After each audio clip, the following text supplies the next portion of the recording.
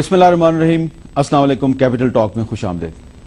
आज हम बात करेंगे नॉन मुस्लिम पाकिस्तानीज के बारे में, जिनकी तादाद पाकिस्तान में काफ़ी है और उनके मसाइल भी काफ़ी हैं और बहुत से मसाइल वही हैं जो कि बाकी पाकिस्तानियों के मसाइल हैं। पार्लियामेंट के दोनों ईवानों में भी इनकी नुमाइंदगी मौजूद है, लेकिन मीडिया पर इनके प्रॉब्लम्स के बारे में बहुत कम बात होती है, क्योंकि पाकिस्तान के जो आम लोग हैं उनके मसाइल ही इतने हैं कि उसमें हम जो हमारे नॉन मुस्लिम पाकिस्तानी भाई हैं, बहनें हैं, हम इनके मसाइल को भूल जाते हैं। तो आज हम बात करेंगे कि ये पाकिस्तान में अपने आप को कितना महफूज समझते हैं, पाकिस्तान की जो बड़ी सियासी जमातें हैं उनसे इनकी क्या तवक्कुआत वाबस्ता हैं, और इनको पाकिस्तान का जो मेन स्ट्रीम पोलिटिकल प्रोसेस है, क्या ये उसमें अपने आप को फिट समझते हैं, ये उसका अपने आप को प्रॉपर हिस्सा समझते हैं या नहीं समझते। तो हमारे साथ मौजूद हैं जनाब आज सेनेटर ज्ञानचंद साहब, पाकिस्तान पीपल्स पार्टी से इनका ताल्लुक है और ये जनरल सीट से आए हैं, ये माइनॉरिटीज या नॉन मुस्लिम पाकिस्तानी की सीट से नहीं आए। आसिया नासिर साहबा रुकन कौमी असम्बली हैं, जमीयत उलमा इस्लाम फजलुर रहमान ग्रुप से इनका ताल्लुक है। पहले ये भी मुस्लिम सीट से आई थी, लेकिन अभी ये नॉन मुस्लिम पाकिस्तानी की सीट से हैं। हमारे साथ वीडियो लिंक पर मौजूद हैं पंजाब असम्बली के रुकन जनाब रमेश सिंह अरोड़ा साहब, जिनका ताल्लुक मुस्लिम लीग नून से है। वो वीडियो लिंक पर हमारे साथ मौजूद हैं। और इसके अलावा हमारे साथ मौजूद हैं जनाब लालचंद मली साहब के पाकिस्तान तहरीक इंसाफ के रुकन कौमी असम्बली हैं। इससे पहले कि हम गुफ्तगू शुरू करें, मैं चाहूंगा कि राशिदा शुएब की एक आपको दिखाएं कि जो नॉन मुस्लिम पाकिस्तानी हैं वो पाकिस्तान में किस तरह जिंदगी गुजार रहे हैं। सतनाम श्री वाहेगुरु।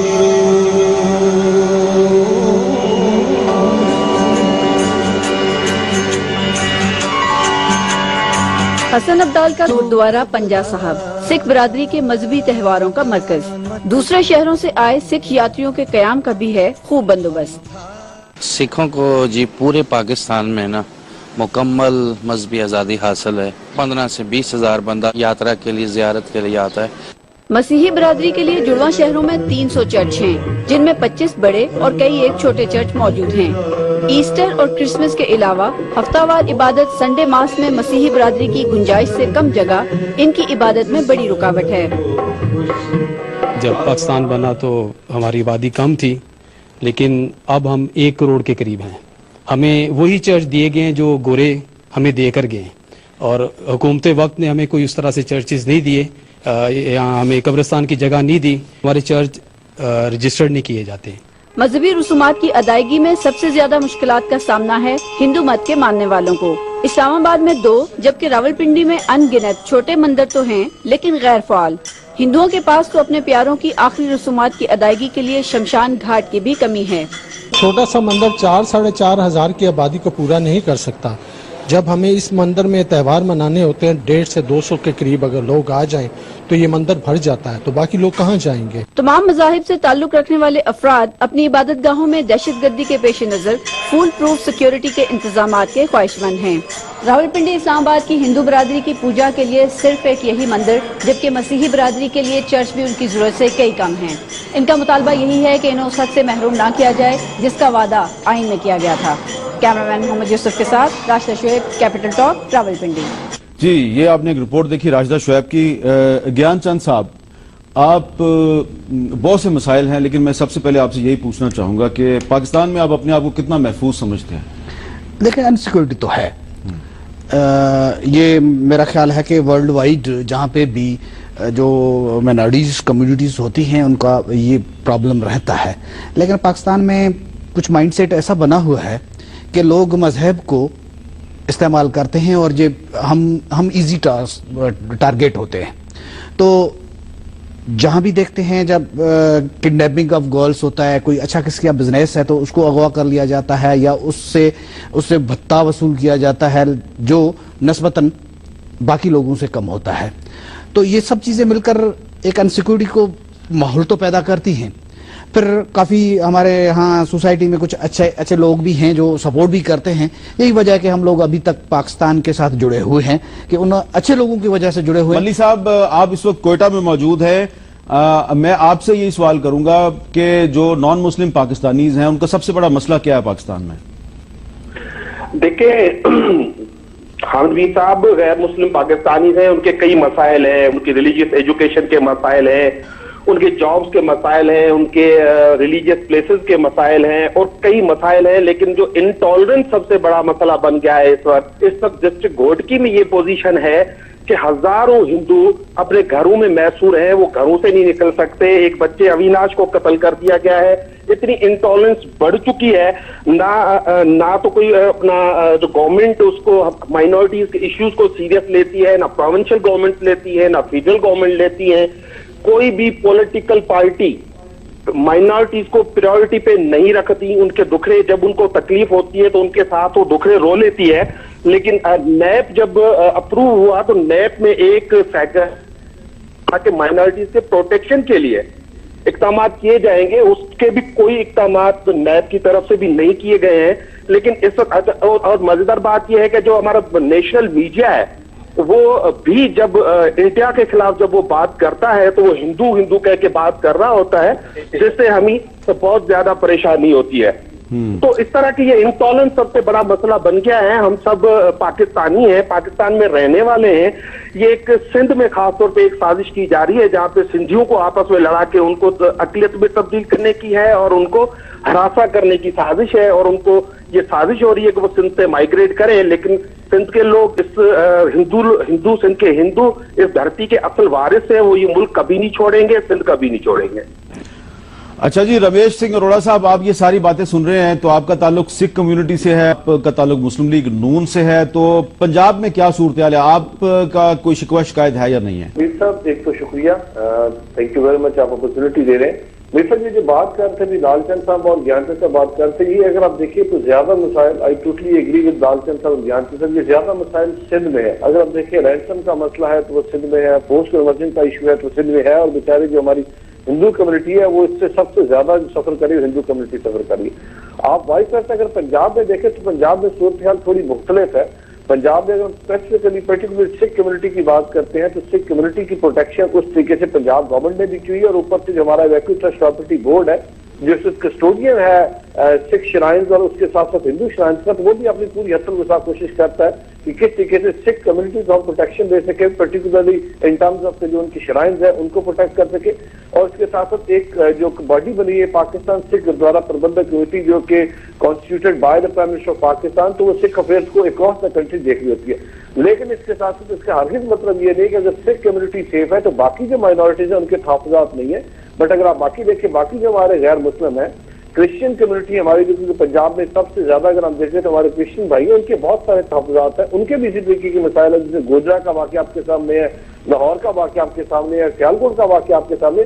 तो मेरा ख्याल है जो एक बात लालचंद साहब भी दिखा रहे थे टॉलरेंस की, मैं कहता हूँ टॉलरेंस से एक स्टेप हमें और आगे एक्सेप्टेंस की बात करनी चाहिए। बिकॉज जब तक एक्सेप्टेंस नहीं होगी सोसाइटी में तो ये मसाइल जन्म लेते रहेंगे। हमें इस वक्त इस तरीके का लोगों का स्टेट तो अपनी हद तक कोशिश करेगी कि जो पाकिस्तानी है पाकिस्तानी आइन के मुताबिक उनको तहफ़्फ़ुज़ दे, पाकिस्तानी आइन के मुताबिक उनको जो सिटीजन राइट्स है वो सारे प्रोवाइड करें।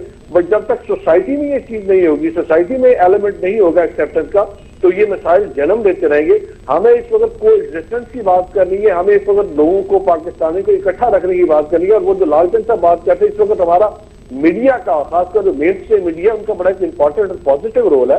वो ये देखें कि इंडिया की बात करते हैं तो इंडिया की बात करते हैं हम, why we always criticise Hindu, तो वो मेरा ख्याल मीडिया को भी थोड़ा सा बड़ा पॉजिटिवली, क्योंकि बड़ा सेंसिबल इशू है जी, अगर आप इसको सेंसिटिव इशू है, अगर आप इसको थोड़ा सा सेंसिबली हैंडल नहीं करेंगे तो ये फिर जो मसाइल है वो जन्म लेंगे, और उसमें जो सबसे ज्यादा सफर करेगा गैर मुस्लिम सफर करेगा।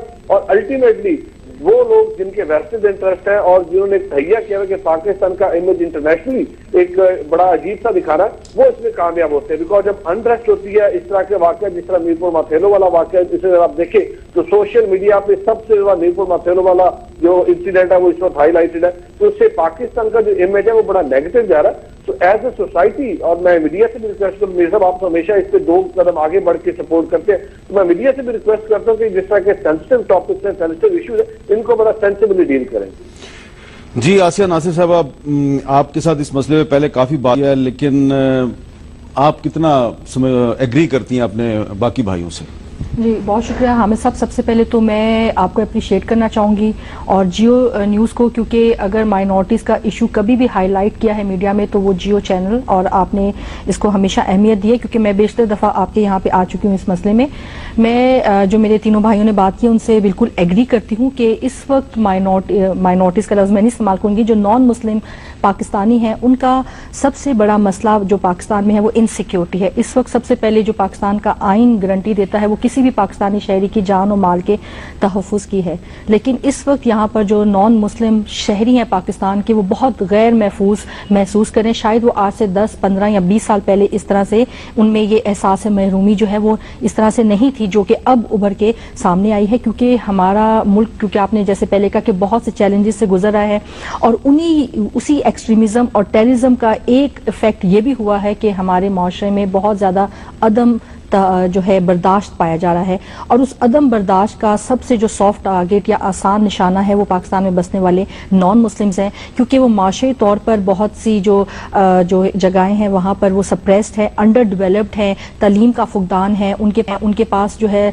बुनियादी जो ज़िंदगी की सहूलियात होती है वो मैसर नहीं है, इसलिए उनको सप्रेस्ड या ये समझे कि उनको एक दबा हुआ तबका समझ कर मेजॉरिटी के लोग अक्सर औकात जो है वो दबाने की कोशिश करते हैं। और ये सिर्फ अब जो वाकया हुआ है सिंध में ये एक वाकया नहीं है, और मैं ये नहीं कहूंगी कि खाली सिंध जो है वहां पे माइनॉरिटीज के साथ सबसे ज्यादा ज्यादतियां हो रही हैं। यकीनन सिंध में क्योंकि हिंदुओं की ज्यादा तादाद है तो वहां पे हिंदुओं के साथ ज्यादती हो रही है, पंजाब में क्रिश्चियंस की तादाद ज्यादा है तो वहां क्रिश्चियंस के साथ बहुत ज्यादा ज्यादतियां हो रही हैं। तो मैं समझूंगी कि इस वक्त पाकिस्तान में पंजाब और सिंध दोनों जो है अकलियतों के लिए गैर महफूज तरीन सूबे मैं उनको कहूंगी। रोजाना का ही ये रूटीन बन गया था।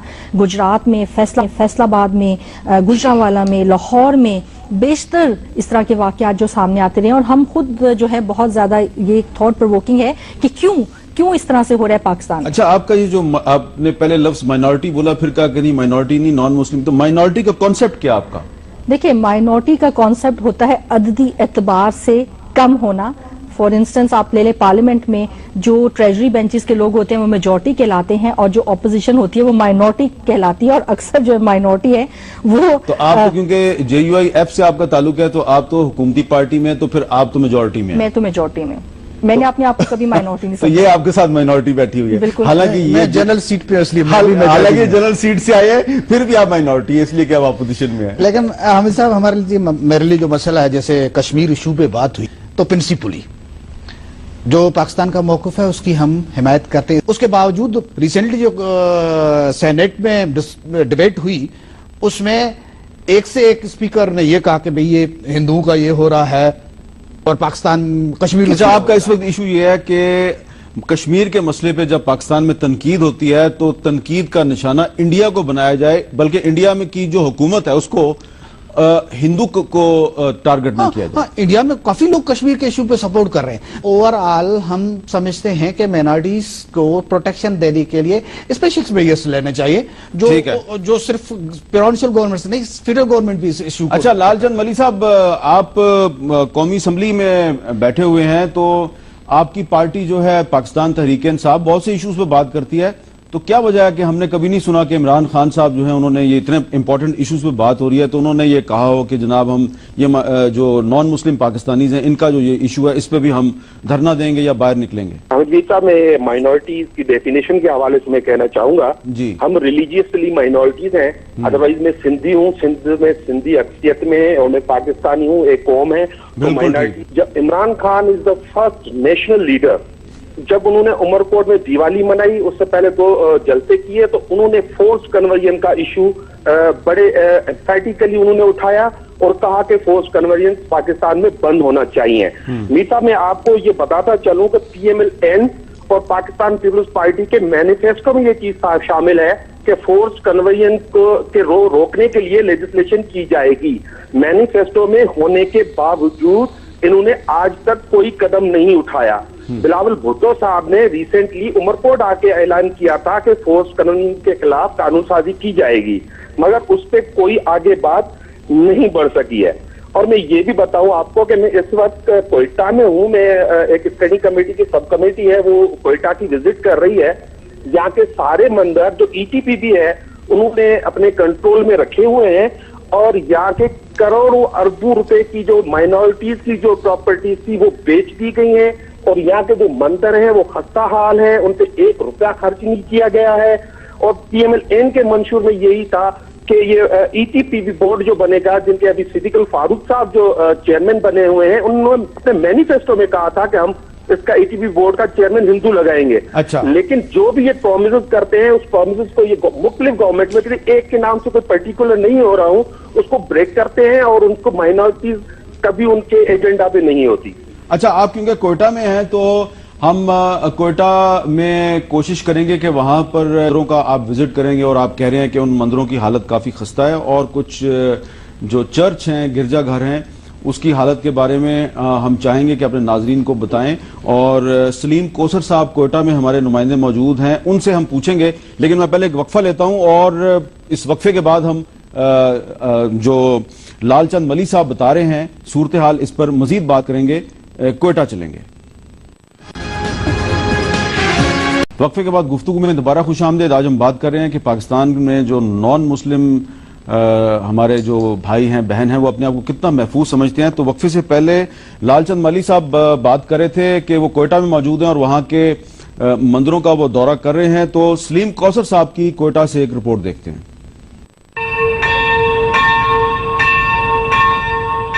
बलूचिस्तान में बड़ी तादाद में अकलियती बिरादरी कायम पाकिस्तान और इससे कबल से आबाद है। कोयटा, बोलान, सिब्बी, मस्तूम, करलात, खुजदार, दसबेला, लोरलाई, सूब समेत सूबे के छोटे बड़े शहरों में रहने वाले हिंदू और ईसाई बिरादरी को मुकम्मल मजहबी आज़ादी हासिल है। ताहम पिछले 15 वर्षों की बेअमनी ने जहां आम शहरियों को मुतासर किया, वहां अकलियती बिरादरी भी अदम तहफ़्फ़ुज़ का शिकार रही। कोयटा में हिंदू बिरादरी के 6 मंदिर हैं, जिनमें 5 शहर में और 1 कोयटा कैंट में वाक़ है। हिंदू बिरादरी हुकूमत की जानिब से मंदिरों को दी जाने वाली सिक्योरिटी से मुतमईन नहीं है। सिक्योरिटी गवर्नमेंट की तरफ से तो हमें कोई भी यहाँ प्रोवाइड नहीं है, लेकिन जब हमारे कोई फंक्शंस वगैरह होते हैं तो तब हमें गवर्नमेंट सिक्योरिटी प्रोवाइड करती है। अदरवाइज मंदिर की कोई सिक्योरिटी का कोई खास बंदोबस्त नहीं है गवर्नमेंट की तरफ से। सूबे में बसने वाली ईसाई बिरादरी को भी मुकम्मल मजहबी आज़ादी है। कोयटा के 35 गिरजाघर हैं, जहाँ हर जुमे की शब और इतवार को ईसाई बिरादरी अपनी इबादत करते हैं, जबकि क्रिसमस, ईस्टर और दीगर त्यौहार भी ये बिरादरी जोशो खरोश के साथ मनाती है। ईसाई बिरादरी के मजहबी पेशवा मजहबी इबादत गाहों को दी जाने वाली सिक्योरिटी से मुतमईन हैं। हमारे यहाँ अतवार को सुबह इबादत होती है और जुम्मे की शाम को इबादत होती हैं, तो हमारे यहाँ पुलिस की अजाफी नफरी मौजूद होती है और FC के जवान भी चर्च की सिक्योरिटी पर मामूर होते हैं। बलूचिस्तान की अकलियती बिरादरी हुकूमती इक़दामात से मुतमईन तो हैं, मगर इसे मजीद बेहतर बनाने के ख्वाहां जरूर हैं। प्रोग्राम कैपिटल टॉक के लिए कैमरामैन फयाज अहमद और XB राजो के साथ नदीम कौसर, जियो न्यूज, कोयटा। जी, तो ये सलीम कौसर की रिपोर्ट थी। तो आसिया नाजिर साहब, आपका ताल्लुक बलूचिस्तान से है, तो हमने रिपोर्ट में देखा कि जो हिंदू बिरादरी है वो काफी गैर मुतमिन है, क्रिश्चियन बिरादरी जो है वो कुछ मुतमिन है, लेकिन मजीद इकदामात का मुतालबा भी कर रही है। जी हम सब, मैं समझती हूँ कि बलूचिस्तान जो है अगर कंपेयर करें पाकिस्तान के दूसरे सूबों से, तो वहाँ पे अकलियतें जो है काफ़ी खुशहाल और महफूज तरीन हैं। केसेस का अगर आप करें तो आपको वहाँ पे शायद नील केसेस मिलेंगे माइनॉरिटीज़ के खिलाफ, कोई इस तरह के जिस तरह दूसरे किडनैपिंग फॉर रैंसम होती होगी, लेकिन वो आम जनरल भी होती है। वो तो ज़ाहिर कोई भी बाअसर या कोई बाहैसियत है तो उसके साथ ये वाक़यात हो रहे हैं, खाली माइनॉरिटीज़ ही टारगेट नहीं है। वहाँ पर मैं खुद इस चीज़ की गवाह हूँ कि सिक्योरिटी के जो है वो इंतजाम किए जाते हैं जब भी खास तौर पर जो इबादत का वक्त होता है। और मैं ये भी समझती हूँ कि हुकूमत के लिए ये नामुमकिन भी है कि वो हर मस्जिद, हर मंदिर, हर चर्च को हर 24 घंटे जो है वो सिक्योरिटी करे। इसके लिए मैं समझती हूँ कि उनको लॉन्ग रन में कोई मेजर्स लेने की जरूरत है, जिसपे कर भी रही है कि चर्चिस को ये कहा जा रहा है कि कैमरेज लगाए जाएं और अपनी तहफ़्फ़ुज़ के लिए भी उनको ट्रेनिंग्स, और मैं समझती हूँ कि स्पेशल ट्रेनिंग्स भी देनी चाहिए अक़लियत के अफराद को, ताकि वो खुद भी अपनी सिक्योरिटी जो है वो स्ट्रेंथन कर सकें। एक बात मैं यहाँ कहना चाहूँगी कि जैसे लालचंद मली मेरे भाई हैं, उन्होंने बात की कि जो मंदिर हैं उनकी हालत जो है वो बहुत ख़राब है। इसमें मैं ये कहूँगी कि जब से पाकिस्तान बना है कि पाकिस्तान के जितने भी अक़लियती नुमाइंदे रहे हैं उन्हें एक स्मॉल डेवलपमेंट स्कीम्स मिलती हैं, जो कि मंदिरों की, चर्चिस की और जो कब्रिस्तान है अक़लियतों के उनकी और बाकी जो उनकी जगह हैं उनकी रेनोवेशन की मद में, मेंटेनेंस की मद में। मैं समझती हूँ कि हमें जो हमारे अवाम है अब उनको उतना बाशऊर होना चाहिए और उन्हें यकीनन अपने अक़लियती नुमाइंदों से भी ये सवाल उठाना चाहिए कि उनके डेवलपमेंट फंड्स कहाँ जा रहे हैं। सबसे पहले मैं अपने आप को एहतसाब के लिए पेश करती हूँ और बाकी अब मैं समझती हूँ कि अब जो हमें वो मिलती है फंड्स मिलते हैं बहुत ही कम है, बहुत कम है। 20 लाख एक मिलता है, वो उसके में आप पूरा पाकिस्तान आपका हल के आप कुछ नहीं कर सकते हैं। लेकिन इससे पहले जो गुज़श्ता साल रहे हैं उनमें जो है बहुत वाफर मिकदार में भी जो है फंड्स मिलते रहे हैं। दूसरी बात अवैक्यू ट्रस्ट बोर्ड के हवाले से करना चाहूँगी कि अवैक्यू ट्रस्ट बोर्ड की बहुत बड़ी जिम्मेदारी है क्योंकि उनके पास वाफर मिकदार में जो है फंड्स हैं, अरबों जो है रुपए हैं उनके पास फंड्स हैं और वो evacuee trust board ministry of minorities या मिनिस्ट्री ऑफ रिलीजियस अफेयर्स के अंडर आता है, लेकिन वो उनको जवाब दे नहीं है। हमेशा से ही अवैक्यू ट्रस्ट बोर्ड अपनी मनमानी करता रहा है। जो चार्टर ऑफ डेमोक्रेसी बड़ी जो पाकिस्तान की बड़ी दो सियासी जमातें उनके दरमियान में साइन हुआ था और दोनों बड़ी जमातें पीपल्स पार्टी और PMLN ने इस पे एग्री किया था कि अवैक्यू ट्रस्ट बोर्ड का जो चेयरमैन सरबराह है वो अक़लियत से होगा, जिस पर आज तक अमल दरामद नहीं हो सका। जी क्यों रमेश सिंह अरोड़ा साहब, आप इत्तेफाक करेंगे कि अवैक्यू ट्रस्ट बोर्ड का जो सरबराह है ये किसी नॉन मुस्लिम पाकिस्तानी को होना चाहिए?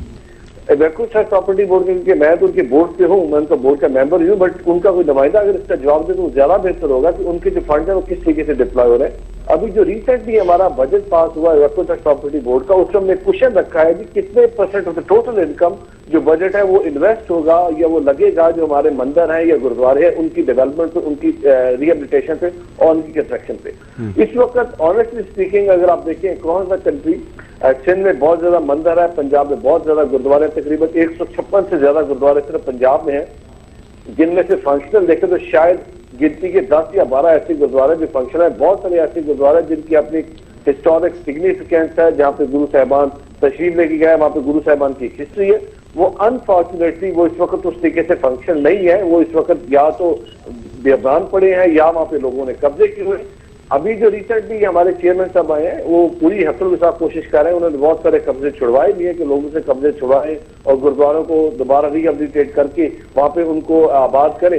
बट स्टिल एक बहुत बड़ा क्वेश्चन मार्क है कि जो हमारे नॉन खासकर सिखों और हिंदुओं के जो हिस्टोरिकल गुरुद्वारे हैं या मंदिर है उनको किस तरीके से रिहेबिलिटेट किया जाए, ये एक बहुत बड़ी उस पर देखने की जरूरत है। अच्छा, एक बात हमारे मेरे जो भाई हैं लालचंद मल्ली साहब, उन्होंने बात की, तो मैं ये कहूंगा कि अगर आप पंजाब में बात करें तो सिक्योरिटी के हवाले से आसिफ नासिर साहब ने भी उसको सेकंड किया। हर गुरुद्वारे या हर मंदिर या हर आप चर्च को तो शायद सिक्योरिटी नहीं दे सकते, बट स्टिल अगर आप देखें तो जब भी कोई इवेंट होता है तो फुल प्रूफ सिक्योरिटी प्रोवाइड की जाती है। इसकी एक मिसाल आप ये देखें, इंडिया जो हमारा नेबरिंग कंट्री है वहां से हर साल तकरीबन 15 से 20 हजार इंडियन, उसमें हिंदू भी आते हैं, उसमें सिख भी आते हैं, वो पाकिस्तान मंदिरों की और गुरुद्वारों की यात्रा करने आते हैं।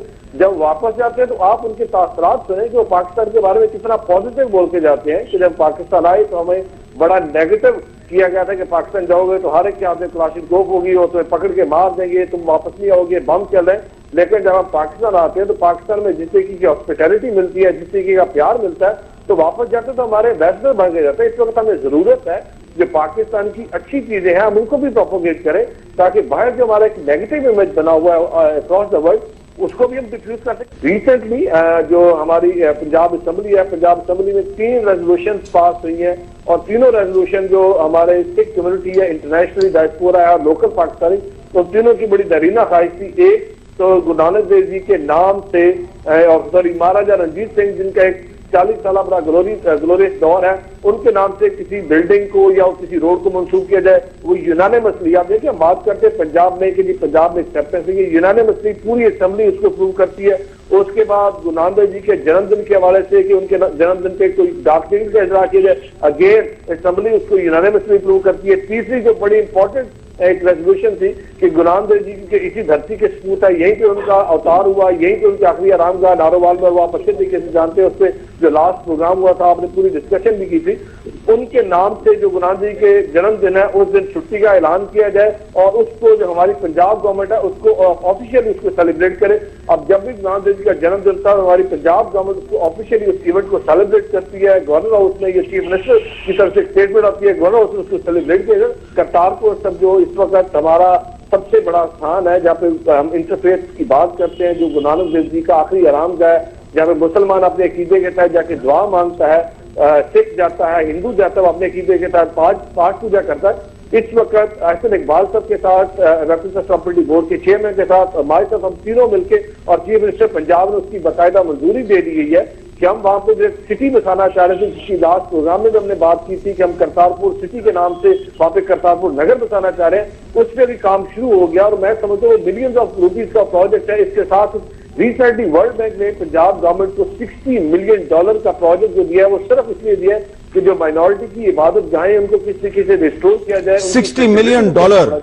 जी, $60 मिलियन का प्रोजेक्ट गवर्नमेंट ऑफ पंजाब को उनका pre appraisal mission world bank का होकर चला गया। उनका वी आर एक्सपेक्टिंग के अक्टूबर में अप्रेजल मिशन आ रहा है और ये प्रोजेक्ट जो है वो फ्रॉम जनवरी 2017 इंशाल्लाह ये प्रोजेक्ट आपको ग्राउंड में नजर आएगा और इससे चीफ मिनिस्टर साहब की बड़ी खुद इसमें इंटरेस्ट अच्छा, ठीक है। अच्छा, अब ये आपने काफी चीजें अच्छी बताई हैं, लेकिन ये एक आपने अच्छी खबर दी है कि $60 मिलियन वर्ल्ड बैंक दे रहा है पंजाब गवर्नमेंट को जो नॉन मुस्लिम पाकिस्तानियों की इबादत गाहें हैं उनको ठीक करने के लिए। तो ज्ञान चंद साहब, आपकी पार्टी की हुकूमत है सिंध में, आप भी वर्ल्ड बैंक से लें, इमदाद क्यों नहीं लेते आप?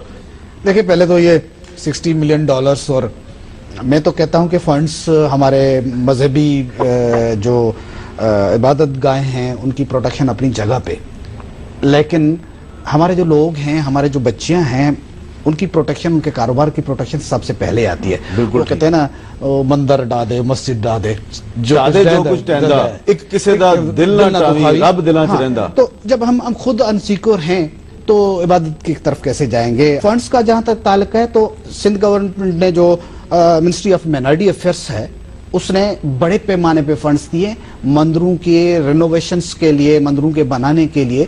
तो उनकी कोई हमें उनसे कंप्लेन नहीं है, लेकिन बात यहां पे आती है कि सिर्फ फोर्स कन्वर्सेशन की बात आई तो हमारा जैसे एक हिंदू मैरिज बिल आ गया, बिलावल भुट्टो साहब बिल्कुल उसके साथ कमिटेड हैं। तो कुछ हमारी भी कोताही है कि हमने एक हिंदू मैरिज बिल लाया तो वो पास हो चुका, पार्टी ने उसको सपोर्ट किया, बाकी चीजों पे हम खुद कानून साजी तरफ नहीं जा सके हैं। जैसे कि देखिए, यहाँ पे जो टेररिज्म एक्सट्रीमिज्म इल्जाम ना किसी जमात को दे रहे हैं ना हम गवर्नमेंट को, क्योंकि ये स्टेट स्पॉन्सर्ड टेररिज्म या एक्सट्रीमिज्म नहीं है जिस तरह के इंडिया में हो रहा है। वहां पर यहाँ पर हुकूमत जो है वो अपनी पूरी कोशिश और काविश भी कर रही है, पिछले दौर में भी हुकूमत करती रही है, अभी और मजीद इसमें बेहतरी लाने की जरूरत है। इसमें एक छोटी सी मैं बात आपको बताना चाहूंगी। जैसे उन्होंने कहा कि हम लेजिस्लेशन की तरफ नहीं जा सके, क्यों नहीं गए हैं? हम लेजिस्लेशन की तरफ गए हैं। मेरा अपना बिल था कि हम माइनॉरिटीज के लोगों की ये देरीना शिकायत थी कि हमारी आबादी जो है वो बहुत बढ़ चुकी है, लेकिन हमारी नुमाइंदगी बहुत कम है कौमी असेंबली में, सूबाई असेंबलियों में और सेनेट में। इस हवाले से मेरा एक बिल था जो मैंने कि कौमी असेंबली में 2 साल पहले पेश किया था, पिछले दौर में भी करती थी, लेकिन वो बिल रिजेक्ट होता रहा। लेकिन इस दफा जो है मैंने जो लॉ एंड जस्टिस की कमेटी है उसको कन्विंस कर लिया और कमेटी ने कहा कि आप जस्टिफाइड हैं, आपकी सीटें 2002 में ही बढ़ जानी चाहिए थी और मेरे उस बिल को उन्होंने पास कर दिया है। अब वो फाइनल पैसेज के लिए जो वो नेशनल असेंबली में आएगा, जिसमें ये कहा गया है कि 10 से सीटें बढ़ाकर कौमी असेंबली में हमारी 15 कर दी जाएं और सूबाई असेंबलियों में भी इसी तरह से पंजाब और सिंध में क्योंकि आबादी ज्यादा है तो वहां पर 9 सीटों से बढ़ाकर 12-12 कर दी जाएं और सिंध और केपीके में 4-4 सीटें कर दी जाएं। ये बिल कमेटी ने पास कर दिया है। दूसरा एक और सेनेट के हवाले से बताना चाहूंगी कि हम मेरी ही जमात के हैं सेनेटर हाफिज हमदुल्ला साहब, जो कि रिलीजियस अफेयर्स की कमेटी के चेयरमैन हैं। उन्होंने हाल ही में एक रेजोल्यूशन पास की है जिसमें उन्होंने फोर्स कन्वर्जन्स जो है बच्चियों की जो है उसको कंडेम भी किया है और ये रेजोल्यूशन पास की है कमेटी ने कि फोर्स कन्वर्जन्स जो है बच्चियों की उसको रोकना चाहिए। ये बहुत अच्छी बात बताई है जी आसिया नासिर साहब ने कि सेनेटर हाफिज हमदुल्ला साहब जो हैं उन्होंने बच्चियों की जो नॉन मुस्लिम बच्चियों की फोर्स्ड कन्वर्शन है, यानी कि जबरदस्ती उनका मजहब तब्दील करना, इसके खिलाफ एक बिल सेनेट में पेश किया है एक दीनी जमात की तरफ से। ये एक बहुत अच्छी बात है। कुछ बातें अभी और भी करनी है, एक वक्फा लेते हैं, वक्फे के बाद दोबारा मिलते हैं।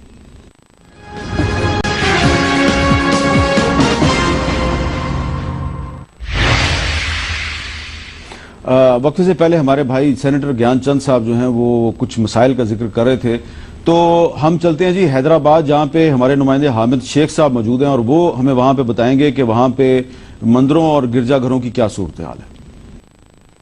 30 लाख से ज्यादा आबादी के सिंध के दूसरे बड़े शहर हैदराबाद में जहां मुख्तलिफ कौमियतों के लोग बसते हैं, वहीं मुख्तलिफ मज़ाहिब से ताल्लुक रखने वाले एक अक़लियती पाकिस्तानी भी इस शहर के कदीम बासी हैं, जिनमें हिंदू, मसीह बिरादरी और अहमदी के अलावा मुख्तलिफ फिरकों से ताल्लुक रखने वाले अफराद भी शामिल हैं। ताहम इनके भी वही मसाइल है जिससे दीगर पाकिस्तानी दो चार हैं। सरकारी आदाद शुमार के मुताबिक जिला भर में 41 मंदिर, 36 चर्च, 3 अहमदियों की इबादत गाहें मौजूद हैं। हैदराबाद समेत अंदरून सिंध में मंदिरों पर शिद्दत पसंदों के हमलों, मंदिरों को नजर आतिश करने, तोड़ फोड़ करने के वाकयात के बाद सुप्रीम कोर्ट ऑफ पाकिस्तान ने मंदिरों को मुकम्मल सिक्योरिटी फराहम करने के वादे अहकाम तो दिए, लेकिन चारों हुकूमत हो या इंतजामिया, सब ने सुप्रीम कोर्ट के अहकाम को हवा में उड़ा दिए। 200 से ज्यादा हैदराबाद में मंदिर हैं और 19 जून 2014 का सुप्रीम कोर्ट का जो डायरेक्टिव्स है उसके ऊपर इस वक्त अमल दरामद नहीं हो रहा है। मसीही बिरादरी का कहना है कि सिक्योरिटी मसाइल अपनी जगह, लेकिन इबादत गांव पर भी कब्जे किए जा रहे हैं। बहुत सारे मसाइल हैं, सबसे बड़ा तो सिक्योरिटी का हवाला है, फिर कब्जा माफिया, हमारी प्रॉपर्टियां जो हैं ये अहम जगह पर हैं। महफूज अक़लियती बिरादरी अपने आप को क्या समझेगी? यहाँ मदारिस, मस्जिद और जो मंदिर हैं वो महफूज नहीं है। चर्चेस किस तरीके से महफूज हो सकते हैं? यहाँ तो आए दिन पता नहीं होता कि हम जिंदा आए हैं, वापस जिंदा घर पहुंचेंगे भी या नहीं पहुंचेंगे। तो ये थे जनाब हामिद शेख साहब की रिपोर्ट। तो अगर लालचंद मलिक साहब, आपने ये सारी बातें सुनी हैं जी, मुझे आपसे ये पूछना है कि 19 जून 2014 का जो सुप्रीम कोर्ट का ऑर्डर है उसके बारे में बताया गया है, इम्प्लीमेंट नहीं हो रहा तो इस वक्त हमारी इस डिस्कशन में peoples party, PMLN, JUI, Tehreek Insaf, 4 बड़ी पार्टियां जो हैं उसके नुमाइंदे मौजूद हैं। क्या आप पार्लियामेंट के दोनों ईवानों में ये इशू रेज करना पसंद फरमाएंगे कि सुप्रीम कोर्ट का जो ऑर्डर है 19 जून 2014 का, उस पर अमल दरामद नहीं हो रहा तो सूबाई हुकूमतों को उस पर अमल दरामद करवाना चाहिए? बिल्कुल आबिद साहब, मैंने अपनी इस बजट स्पीच में ही ये सुप्रीम कोर्ट वर्डिक्ट के हवाले से ये इशू उठाया था और मैंने उस हवाले से एक सुप्रीम कोर्ट के अहकाम के ऐन मुताबिक national commission on minority rights का हुक्म दिया था सुप्रीम कोर्ट ने। मैंने उस पर पेश किया हुआ है जो अभी तक गो थ्रू नहीं हो रहा और ऐसा लगता है कि पाकिस्तान में जो माइनॉरिटी रिलेटेड लेजिस्लेशन होती है उसको डेलिबरेटली जो है सुस्त रवि का या रेड टेपिज्म का शिकार किया जाता है।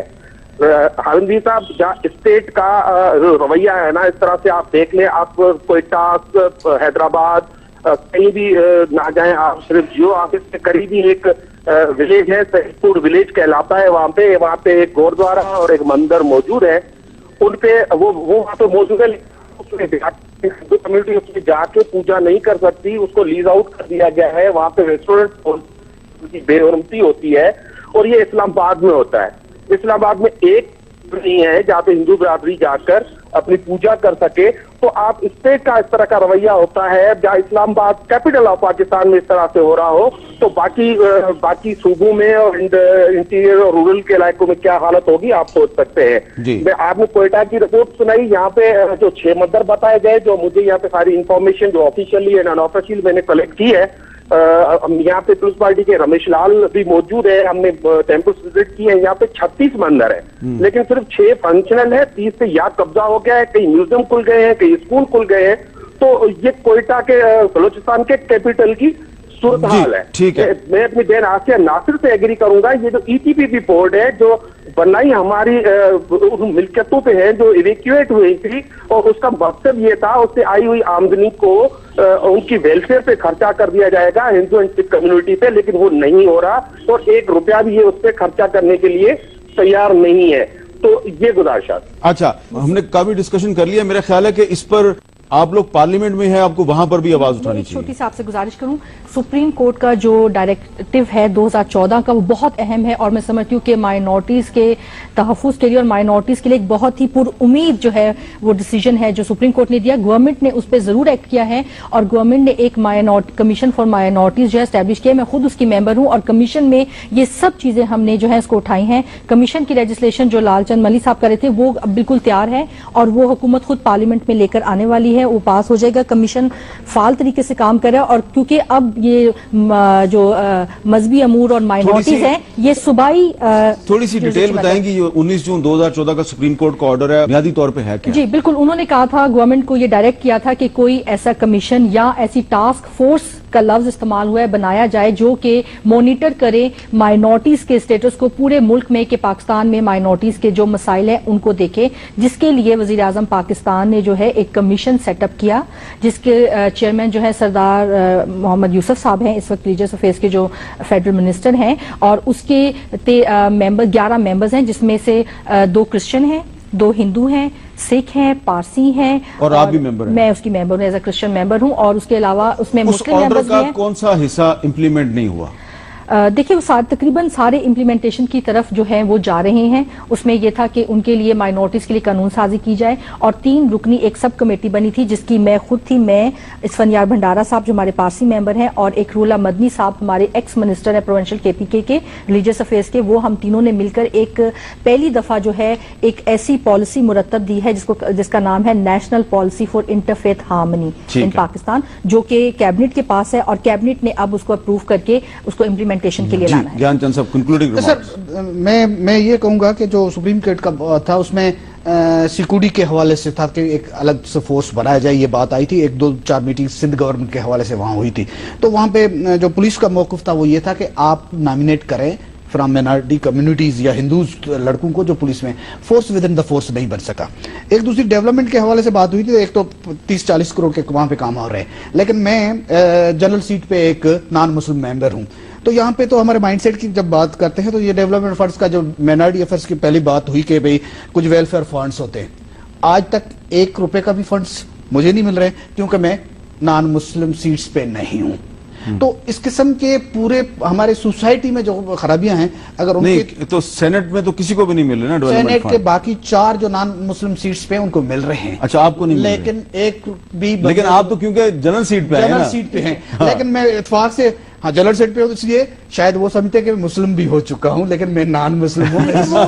20 लाख का फंड है, अगर आप वो इस तरह से वो सबको अगर शामिल कर दे, 342 MNAs और 104 सेनेटर्स, तो देखें मैं 2 दफा 4 दफा मैंने इस पॉइंट आउट इसलिए किया, मैं 2-4 दफा उनकी तरफ गया हूं कि भाई मुझे भी कुछ ना कुछ फंड देने दे, मैंने एक लिस्ट भी दी है, लेकिन वो कहते हैं हम नहीं। तो देखे ना, यहाँ पे तो कानून आ गया ना, फिर आप जनरल सीट पे आए हैं और सेनेट में किसी भी जनरल सीट पे आने वाले को नहीं मिल रहा फंड। मैं कहता हूं कि मेरा एक क्वेश्चन भी डला हुआ है कि भाई ये फंड्स किस किस को दिए जा रहे हैं, और मिनॉरिटीज के। चलें ठीक है, आपका मैसेज कन्वे हो गया। बहुत बहुत शुक्रिया जनाब ज्ञानचंद साहब, मोहतरमा आसिया नासिर साहबा, जनाब रमेश सिंह अरोड़ा साहब और लालचंद मलिक साहब, सबका बहुत बहुत शुक्रिया। और ये जो हमने आज गुफ्तगू की, इसमें आपको पता चला कि पाकिस्तान के में जो हमारे नॉन मुस्लिम भाई और बहन हैं उनके बहुत से मसाइल हैं, लेकिन इसके साथ ही साथ उन्होंने कुछ अच्छी चीजें भी आपको बताई हैं। और एक मिसाल हमारे साथ बैठे हुए हैं ज्ञानचंद साहब, जो कि जनरल सीट से सेनेट के रुकन बने हैं, पाकिस्तान पीपल्स पार्टी ने इनको सेनेटर बनाया, लेकिन इनके भी कुछ शिकवे शिकायत हैं,